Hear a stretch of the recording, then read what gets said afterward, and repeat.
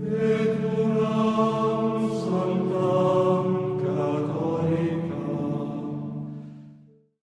there, welcome to video lecture 15, the last of these video lectures in this course on the metaphysical teaching of St. Thomas Aquinas about the problem of the one and the many, or the relationship between the one and the many. In this final lecture, I'm going to be talking about the essential connection between wonder, philosophical wonder, scientific wonder, and the existence of God, and the devastating cultural and civilizational impacts that occur when we forget this essential connection. In the previous lecture, I had talked about the nature of philosophy, science, and especially metaphysics, to the study of organizations and principles of organizations.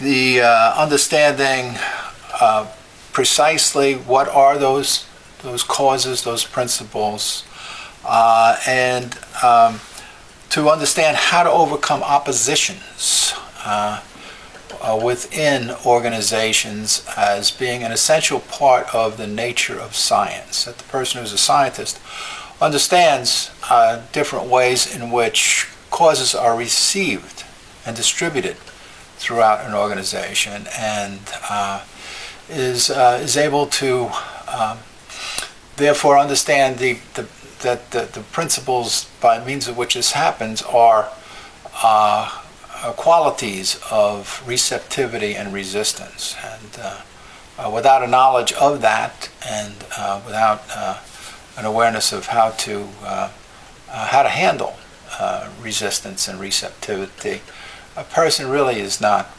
possessed of the habit of scientific knowing or philosophical knowing. Last time I considered 4 topics, 4 questions. In this lecture 15, I'm going to consider 6, but first I'm going to review the 4 that I went over the last time.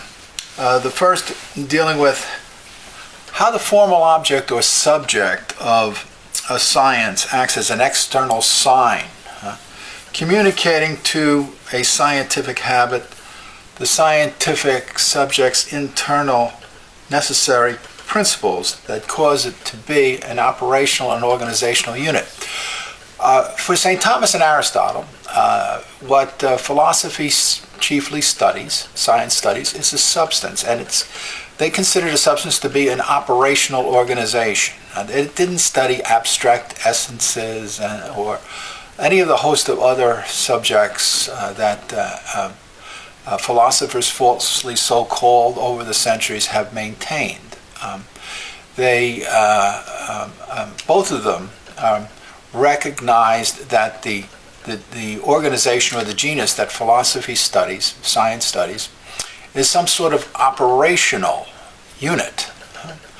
And they wanted to know what were the chief causes, the proximate causes that enabled this type of organizational material or organizational subject to generate the kinds of actions that it did, or that it does. They recognized that this involved overcoming oppositions that existed among different parts, and that there was a leading part that existed within this multitude that they were studying that enabled them to apprehend a kind of order or organization within things. This is why St. Thomas Aquinas starts one of his greatest theological works, the Summa Contra Gentiles, by saying the office of the wise man is to set things in order and to govern them well, to understand the organization within things.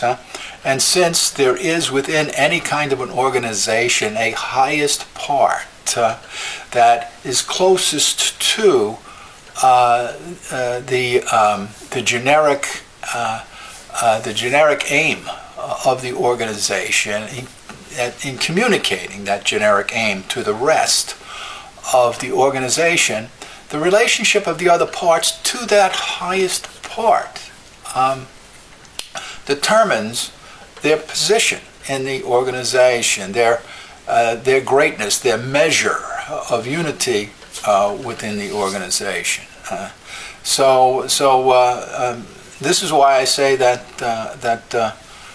metaphysics studies, and studying substance as substance, is studying organizations as organizations, and it has to consider the nature of leaders and how, because of their special role in communicating a relationship, the closest relationship within the organization to the organizational aim, that the relationship of the parts to the leader is crucial to understanding their nature and the role that they play within an organization.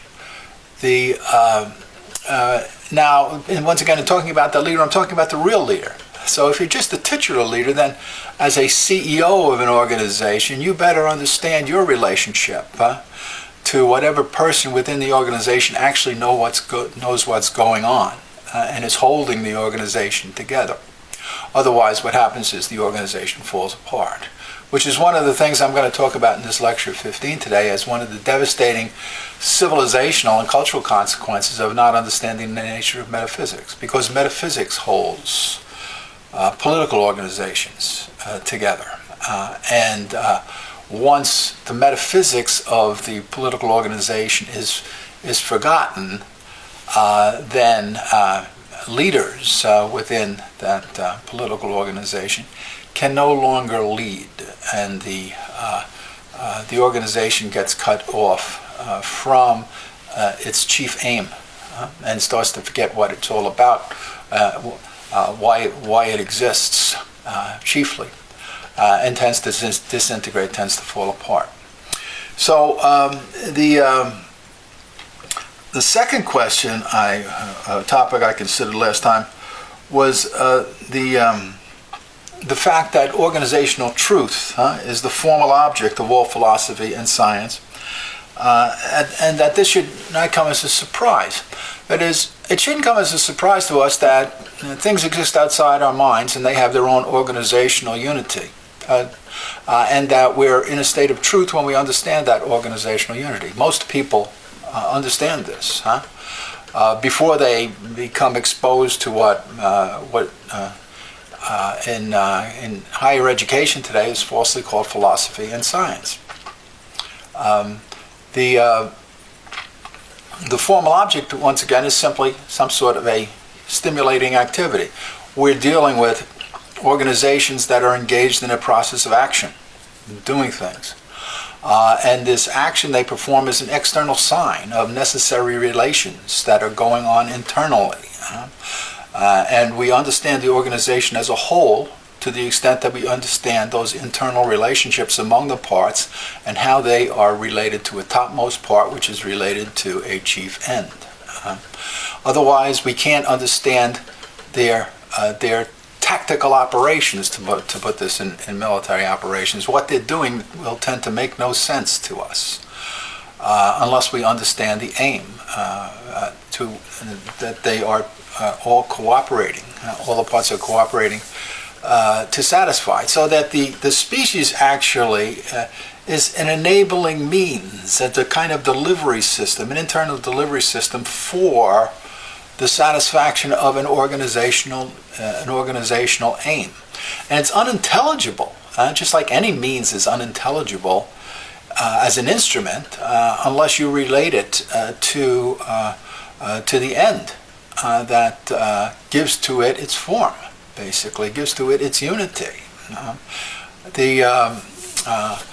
Because in a sense what we're doing is we're understanding the means analogously by relating it through reference. It's a kind of a sign of the end, and it's as connected through a leader. Why disagreements and objections and failures are essential enabling means for philosophical, scientific, organizational progress. The reason for this is because it's very difficult to find the difference at times that will transform an organization, to transform a disconnected multitude into an organization. Opposition is needed to do this, and further opposition. The way the human mind works is by becoming familiar with what we newly experience in a vague and general way, and then we gain precision and understanding. But we only do this by getting opposition to our generic understanding, the general way in which we are comprehending this whole, which is like a chaotic mass. To the extent that we don't fully comprehend and can't identify that major difference through a relationship to an end, a chief end, that is making this kind of organization different from other kinds of organizations. We can't precisely know what are the organizational parts that it contains, and we can't comprehend what it's doing in the fullest sense. Oppositions, objections, the right questions being asked at the right time are crucial means by which we come to identify the specific difference, both the generic difference and the specific difference, and that gives us the definition of our subject. And so what we're apprehending is the formal object, that which is chiefly stimulating our desire to satisfy wonder. We know it exactly and as precisely as possible, and it's contained within that definition is the organizational wholeness which we start to imagine with more precision. That contains the principles of the organization that constitute the evidence by means of which we engage in our tests. We don't test by means of our senses. We test by means of definitions. We test by presenting an argument. If anybody disagrees with me on this, show me without giving me an argument. Now, you could communicate that through violence, which in a way is to give me a behavioral definition. You could do it in highly emotional terms, but if you want to do it in a rational way, you're going to have to give me an argument, and the argument is held together by a chief definition. The explanations just being an ordering and an organization of definitions with a final concluding demonstration, which is like the final musical oration that concludes an orchestral performance. But anyway, so lastly. The last time why the whole of philosophy or science is an exercise in relating genera and species, the essential parts of definitions to explain the nature of organizations. Well, I just went over that basically, because the species act as the delivery system, to put it in modern jargon, the enabling means of operation. Any kind of science is dealing with an organization, a unity. It has principles of unity, it has principles of operation, and internal to the principle of unity are principles of measure, by means of which you know how much the different parts, how great in size they are, their inequality within the organization. According to Aristotle and St. Thomas, inequality of excess is what we mean by greatness. The great is that which is or has more of something. And so in that sense it's inequality not by privation, but by in the most proper sense. But analogously you can talk about that. It can be greatly deprived. but then it has an excess of privation. But in possession, it would have to possess the privation in that sense. Now, getting on to this video lecture 15 topics, these new topics. The first one I want to deal with is how the natural desire to wonder about the whole finite universe, that is, the organizational unity that exists within the whole finite universe, is what causes us to generate, human beings, by natural desire, to generate all art, philosophy, science as the enabling means to generate philosophical metaphysics and reveal theology, finally to satisfy this desire. All of the arts and sciences are architectonically arranged, ordered, by the human desire to become happy. In this life, in this world in which we live, human beings cannot become happy without improving our lives. And we cannot do that without in some way becoming wise, by making right choices, by understanding the nature of things, by understanding their organizations and not getting mistaken by means about their natures, by not mistaking the tiger for a house cat, for example, and to think that things have no organizational principles internal to them, but they just they get their natures because we give them names, or we all socially agree on that this is the way they are. Well, this might be the mindset of utopian administrators that run universities today, or politicians who are cut off from from exposures to dangers on a daily level. But for most people possessed of what most people call common sense, this is unintelligible, because what the roots of common sense are in these metaphysical principles that I'm talking about, that people apprehend. For example, that organizations exist, and that they're knowable to the human mind, that we have reliable faculties by means of which we can know these. All of those are what most people call common sense principles, which are actually metaphysical principles. They're grasped in the immediate act of sensing and are the foundations for all experiential knowledge, all progress in art and science. And to say that, or to think that we engage in scientific activity and wonder about things for no reason, for no benefit, we get no good out of it. We have no powers individually by means of which we can do this. This makes no sense. Intellectually, rationally. The reason that we wonder about things, as Aristotle and St. Thomas and St. Augustine, before St. Thomas held, was so that we can become happy. And we can't become happy in this life in the complete sense without becoming wise. Now, we can't become wise without knowing the order, the organization of things, so that we can avoid dangers and difficulties that confront us in life,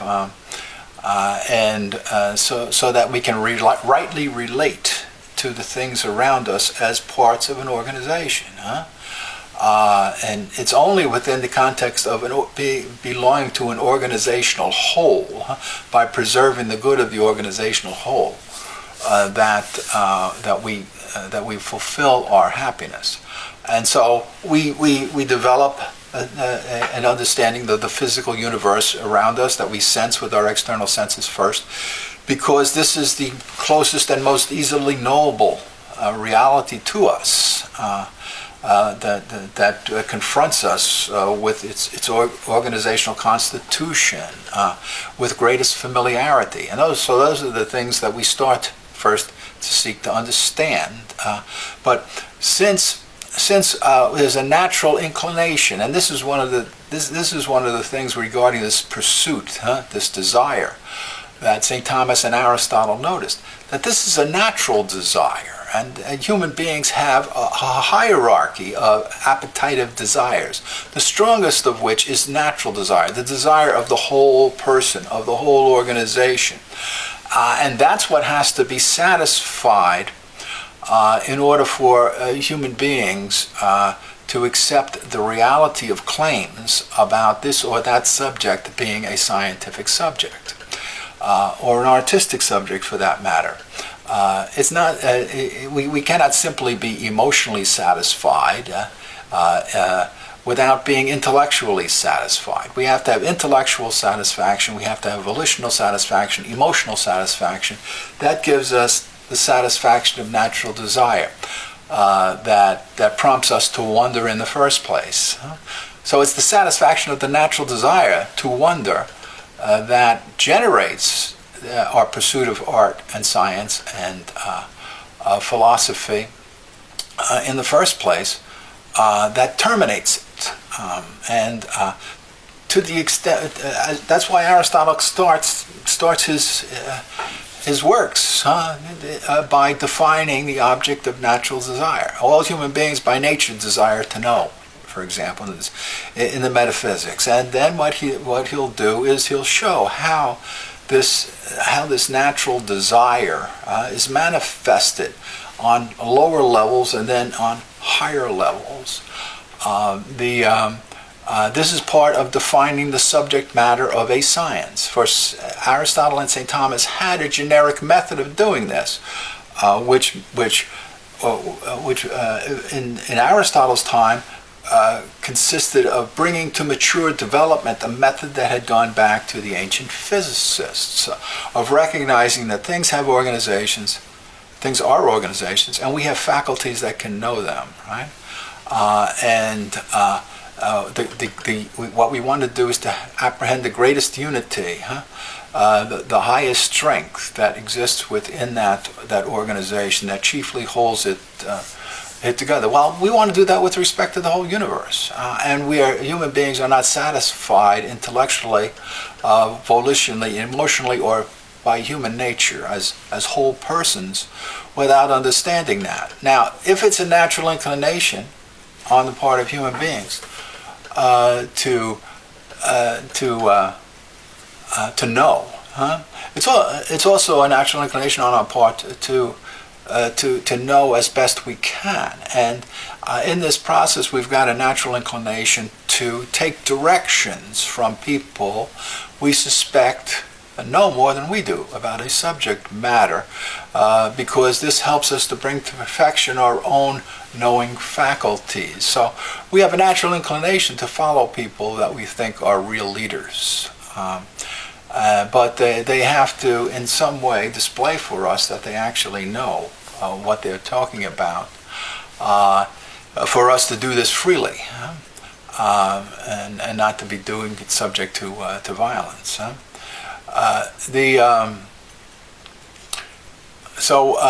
This natural desire to know, the organizations, the constitution of organizations, leads us to understand not only, the physics and the nature of physical things, but because the way things move and operate depends upon qualities which exist within a material that has dimensive characteristics, properties. This leads us to inquire about not only the cause of operations and what generates them, but the cause of unity that underlie the operations, which gets us involved in a study of mathematics, mathematical principles. And then we recognize that both these operational principles and these principles of unity are universal to all arts and sciences, which gets us to wonder about, well, what's the organization that underlies that common matter that generates both dimensive bodies and qualitative bodies. And so we wonder about the organization of substance. Now, in wondering about this, for the ancient Greeks, there was no question about trying to figure out what causes the universe to exist, what causes the organizations to exist, because for the ancient Greeks, the universe always existed. It will never cease to exist. The question of what causes the existence of the subject about which you're examining didn't make any sense to them. Okay, it's the higher subject proves to you the existence of the lower subject, and so you don't have to call it into question. And it's operating. Its organizational principles are operating on. They're stimulating your habits of knowing, your faculties. So knowing, seeking to know those principles is part of natural desire. So no science, as Aristotle and St. Thomas say, inquires into the existence of its subject. It's taken for granted. It's evident. If you don't admit its existence, all inquiry ceases. So there's nothing to wonder about. Nonetheless, the ancient Greeks did wonder about what causes those principles of opposition and unity that organizes. Even if they're everlasting, there has to be some sort of principle that makes intelligible that there is a finite number of principles involved in scientific knowing. And on that level, they maintain even on the start of physical, the study of physical principles. There has to be a finite number of them involved in the study of any kind of science. And the fact that you have opposition being unified needs an explanation. Opposites don't incline by nature to unify. So Aristotle argues, for example, that in his physical demonstration for the existence of God as a foundation, an unmoved mover has to exist because there are a finite number of principles that have to exist as explanatory means for knowing the nature of the organization. Otherwise, you couldn't know it. It would be impossible. If you had to have an infinite type of a regress to make intelligible the operation and unity that anything had, you wouldn't be able to do it. And so this pursuit of science led the ancient Greeks to understand that there are internal principles of organization and that the whole organization itself is a principle of operation. So both substances, existing things as we'd call them, and the parts that make them up are principles. And the chief principles are the things, are the substances. So they wondered, well, what is that substance? What is that agent that is the cause of natural desire? Right? What is that agent that's the cause of natures in some way, of all organizations, not just some? The fact that all organizations exist needs some sort of an explanation, and our investigation is not satisfied until we can answer that question. This is why the Christian apologists, the early Christian apologists, and the church fathers indicated that the conversion of the ancient Greeks was facilitated by the fact that the Christian thinkers, the Catholic thinkers at the time, were able to give to the ancient Greeks better answers to their philosophical question about what is the one, the principle that is called the cause of the many principles. They answered better this question of the problem of the one and the many, which was at the heart of ancient Greek philosophy, was essential to all of the different divisions of it. And that's why St. Paul was able to be facilitated in converting the intellectuals among the Greeks, and why many of them became attracted to the Christian teaching. I've gone over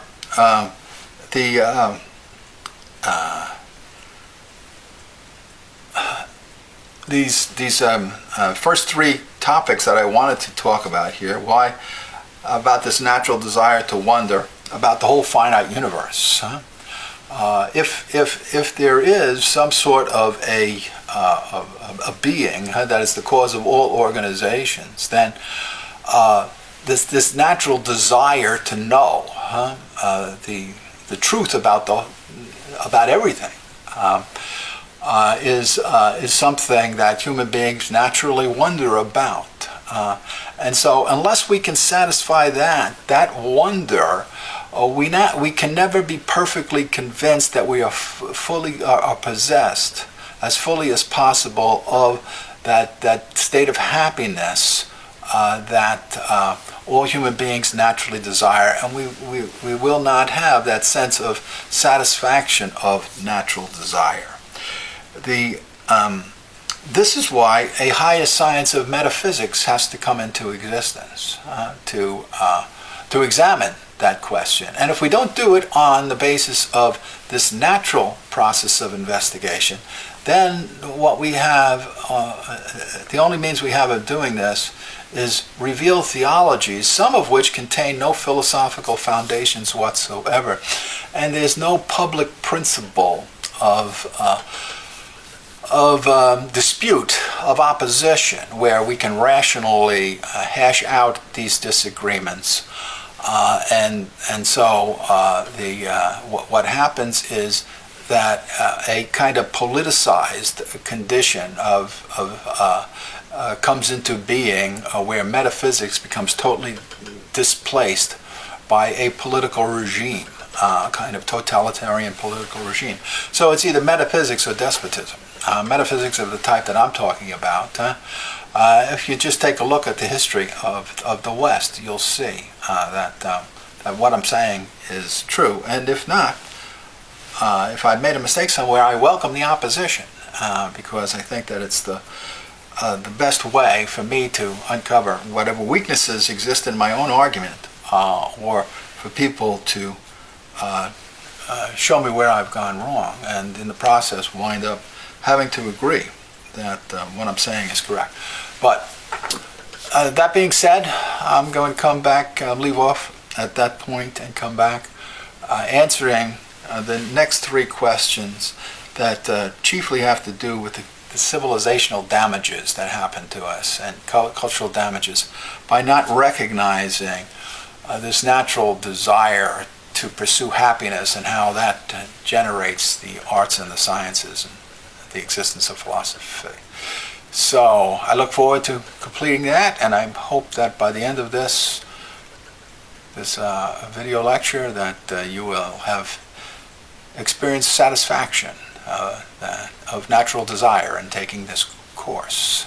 Welcome back to video lecture 15, the second part of that video lecture, considering the metaphysical teaching of St. Thomas Aquinas about the problem of the one and the many, and the devastating cultural and civilizational impact of forgetting about, misunderstanding the connection between philosophy, science, and the existence of God, and how all arts and sciences really are developed out of a natural inclination to develop a metaphysics so that we can understand the highest truth about the greatest of all organizations, the created universe.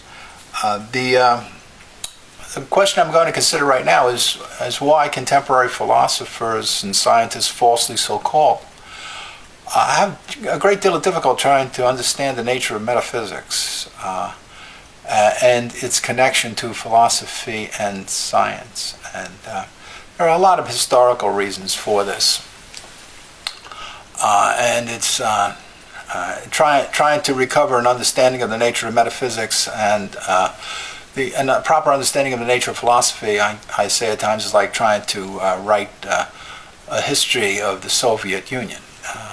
There's so much falsehood and deceit and deception that have been repeated, misunderstandings, that it's very difficult to unpack all of this unless you kind of specialized in the Western intellectual history. It's not something for which many thinkers should be blamed. And in saying that the people who profess to be philosophers today, scientists, and I include the vast majority of students of St. Thomas in this group, are not strictly speaking philosophers or scientists or Thomists, strictly speaking.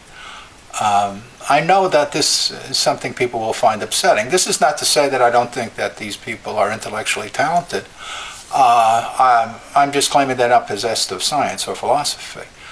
I don't deny the intellectual cleverness of people who profess to possess science. I just say that they strictly speaking can't possibly do it. Because a person possessed of science should be able to tell you where you get your principles from, precisely what are the methods that you use, how you as an individual knower are productive of the act of scientific knowing. What is the nature of your subject matter? If you excel at possessing a knowledge, if it goes beyond that of the ordinary human being, if in some way you got a greater mastery of what it is that you're doing, you should be able to tell me where your principles come from and how a human being is an agent who causes science, how you possess science, and do so by means of a reference to powers of the human person, and by properly identifying your subject matter. I maintain that virtually all philosophers, falsely so-called, and scientists today, falsely so-called, can't tell you what the nature of the subject matter is. They can't properly identify the subject of study and the principles, or precisely what a principle is. They'll very often talk about values and so forth, and talk about facts, and methodologies and so on, but in very imprecise and inexact ways. And I've never found these explanations satisfactory, even giving an understanding what is an explanation. The ancients understood this very well. They had a generic understanding of what a subject of a science is. I've identified it. It's an organization.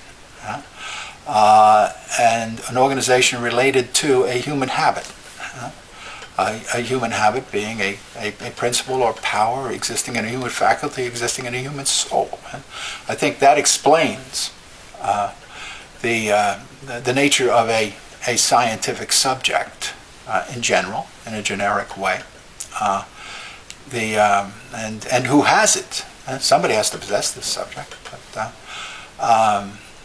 maybe I'm wrong, and maybe some people can tell me precisely what it is that they're doing. I've been on university faculties for decades, and I've never found any of my colleagues who could do that. The claims I'm making might sound grandiose to people, and might upset them, but I've upset many people before in making these claims, but I think I'm right in making them. And if I'm wrong, I'm happy to have somebody correct me and show me where I'm wrong. The reason that contemporary philosophers and scientists, falsely so-called, can't comprehend basically the nature of metaphysics and precisely what someone like St. Thomas is doing, and this includes students of St. Thomas, is because they tend to think that philosophy is a study of logical systems, that it's a systematic logic, and therefore they have trouble getting at an understanding of how, what is the truth that makes it unique to this discipline. But this is a very safe position for people to hold, because then they don't have to dispute about doctrines of truth. They just belong to a school that that follows this or that thinker, right? And it's not messy when you have to deal with the reality of truth and the falsity of teachings, especially metaphysical teachings.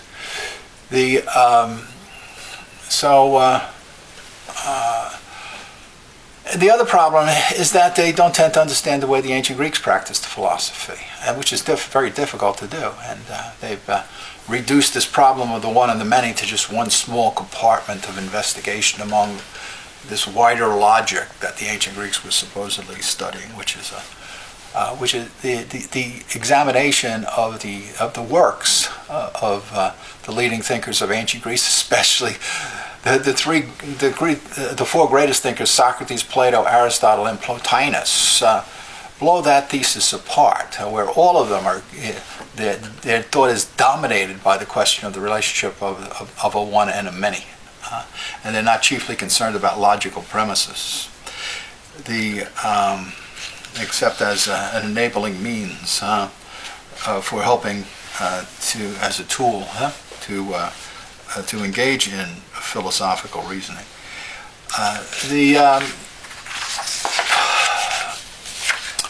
The next question that I want to consider is some recent damages that the separation of philosophy and science from metaphysical science has caused modern Western culture. This is absolutely devastating because, as I pointed out, once you separate metaphysics from an examination of the nature of organizations and the way they're constituted, the parts that cause them to be related as rationally intelligible, so you can make sense out of the different organizations, the multiple organizations to which human beings belong, including political organizations. What happens is that the whole order of education becomes altered. If metaphysics is no longer the queen of the sciences, then politics becomes the queen of the sciences. And if the whole of truth is contained within physical science, within only mathematical demonstrations, that's simply a matter of belief. It's not. It's a matter of opinion, actually. Not even belief, and it can't be rationally justified. So you have no rational justification for the claims to be scientific. And what happens is you reorder, as I'm pointing out, education. And classical education was based upon the liberal arts, which were designed to develop qualities within the habits of the soul. Beautifications of the soul, so that human beings could rightly relate to each other as political beings, live together in peace and harmony, and so forth. And science was chiefly speculative and was designed to understand the principles that exist within things. Now, so philosophy was active in inquiring, and it was involved in training and habituating the individual to take direction from a metaphysically guided reasoning that was pursuing wisdom.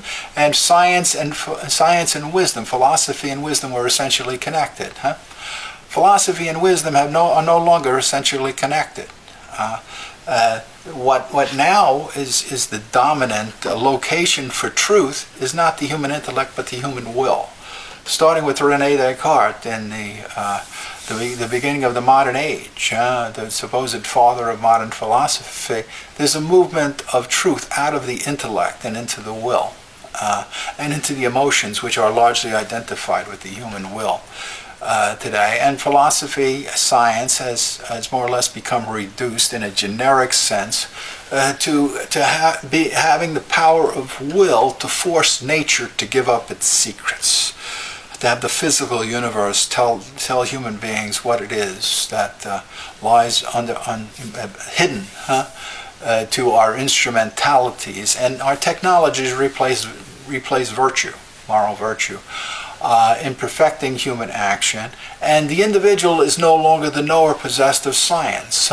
Science is not located in something that is observable to an individual human intellect, but the universal truth that the necessity that governs science is possessed in a universal will, in a socialist will, or utopian socialism. What I'm claiming is that because Western culture has rejected classical metaphysics as I'm describing it, has misunderstood it. What's happened, even not only in the secular arena, but also within religious institutions, people who think this way, use these kinds of principles, including major students of St. Thomas, followers of St. Thomas, generate socialist, utopian socialist type of political programs that maintain that you have to understand something scientifically according to methodologies of mathematics and physics before you can know anything, which means that unless you have a socialist kind of intellect and a socialist kind of will, where your feelings and your willing agree with the willings and feelings of enlightened intellectuals who chiefly inhabit the salons of Europe today, and the major foundations and intellectual institutes in the West, then you're backward. Okay, I call this neo-Averroism. That this is a kind of a mass will. This is the general will of Rousseau that has become scientific. It's a kind of neo-Gnostic spiritualism, which I also call a kind of secularized Augustinianism, and it's a neo-Pelagianism, to put this in theological terms, which we are facing. So the choice that we have open to us is either to accept the reality of a metaphysics based upon the psychology of the human person that was held in classical times, where we have impartial standards of measure for determining the subject of science and how science is a humanly generated action, or science becomes something that is possessed by a social mind and a social will. And then individual liberty is not something knowable by an individual human being unless it is collectively joined to this kind of socialist will. And you lose your institutions of individual liberty, and the liberal arts become replaced by something which is called tolerance, where students are trained to listen to and take direction from people who have enlightened feelings. And what happens in universities, Catholic universities, or other religious affiliated universities, as well as secular institutions, is that the most important activities tend to become making announcements to students about how they should feel about different issues on a monthly basis. Other than the moving of furniture around, which also becomes a very important activity in these propaganda institutes. In other words, you have to replace institutes of higher education with indoctrination institutes, vocational training institutes for success in a new world order of enlightenment feelings.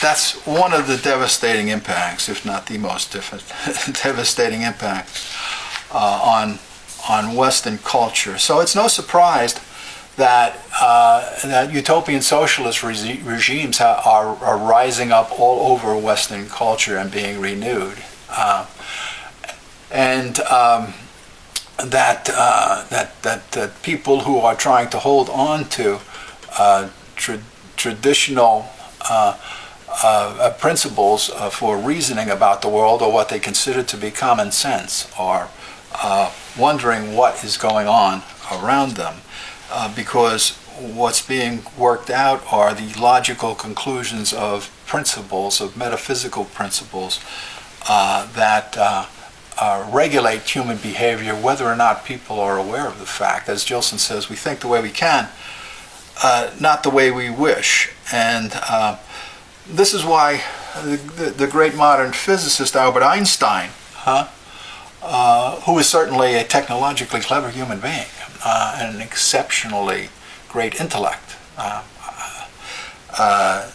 claims that the man of science has slipped so much that he accepts slavery inflicted on him by national states as his inevitable fate, and helps obediently to, in the perfection of the means of the general destruction of mankind. This is the position that Archelaus is described, that the scientist or philosopher occupies under the regime of Archelaus that Socrates describes to Callicles in the Gorgias. That there are two choices open to us in trying to understand the nature of science and of philosophy. That of the sophist, the philosopher falsely so called, the scientist falsely so called, who locates truth in some sort of either a mental state. The ancient sophists would have identified it in some way with an intellectual activity, but not understanding that there are any intrinsic principles of organization in things.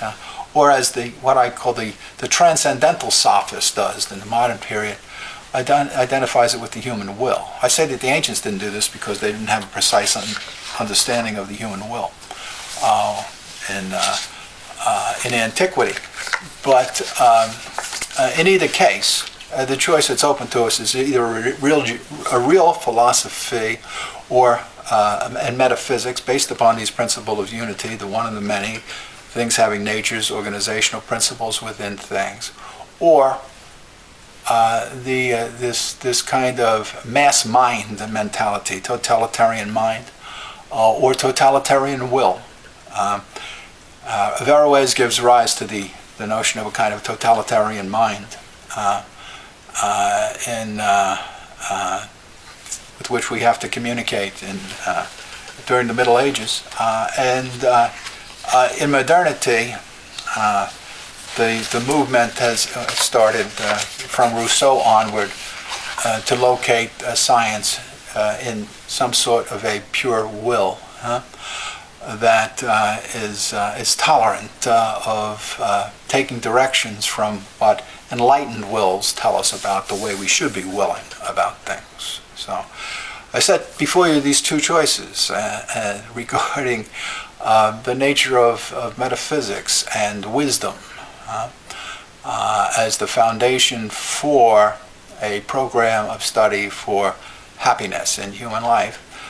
And I hope that I've helped you to understand the importance of making the right decision in which way you decide to pursue your academic your future. And I hope this course has been happily beneficial to you, as will subsequent courses in this graduate studies program in the metaphysical teaching of Christian wisdom as manifest in the teaching of St. Thomas Aquinas. So, best of luck to you in your future endeavors, and I hope that